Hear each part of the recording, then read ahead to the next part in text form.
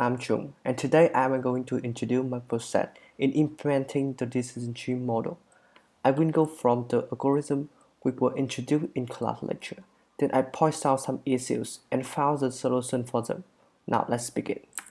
First, we will go through some historical information about decision tree. This tree model was first founded in 1975 by Russ Quillen.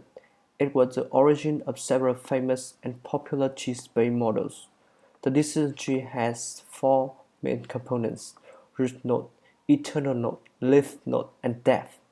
Now, we have a look at ID3, which was presented in class lecture.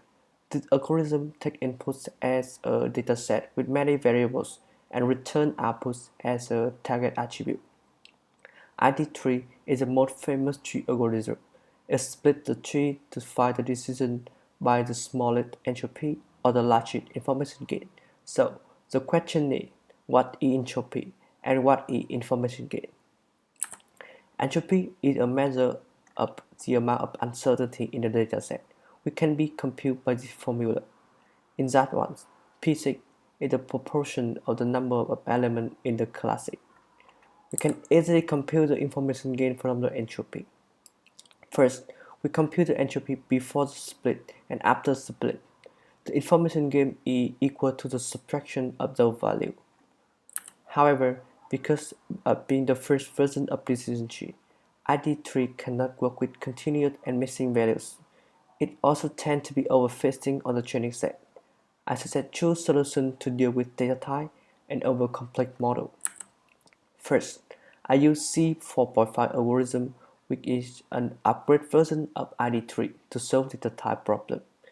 It uses the same concept of entropy and information gain as ID3. So, it also uses grid search to find the best split point for building trees recursively. However, rather than only looping through each attribute set, C4.5 also has looped through every values in the set to split into two subtrees before finding the information gain. As a result, C4.5 saves both best attribute name and best attribute values to work with both categorical and numerical data.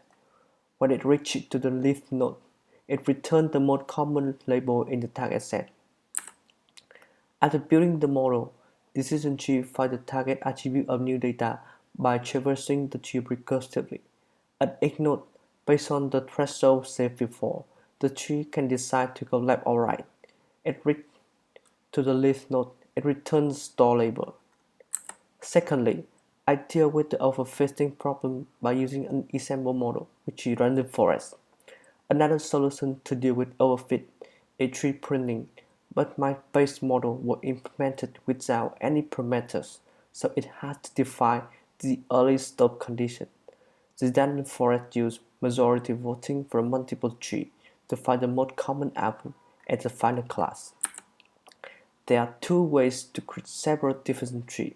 The first one is to change the tree hyperparameters, which is impossible with my simple implementation.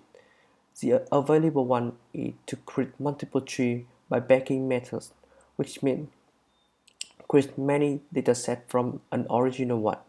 It also called bootstrapping, a random sampling method with displacement as shown in the picture.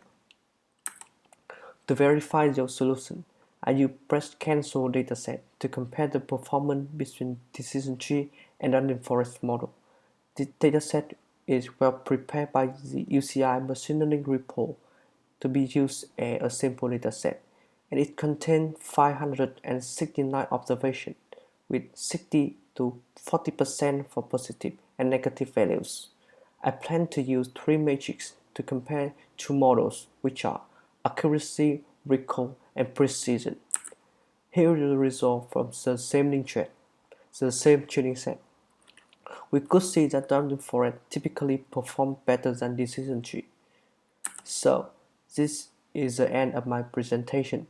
I have talked about the extension implementation of original decision tree and verified by a high quality dataset. So, thank you for listening.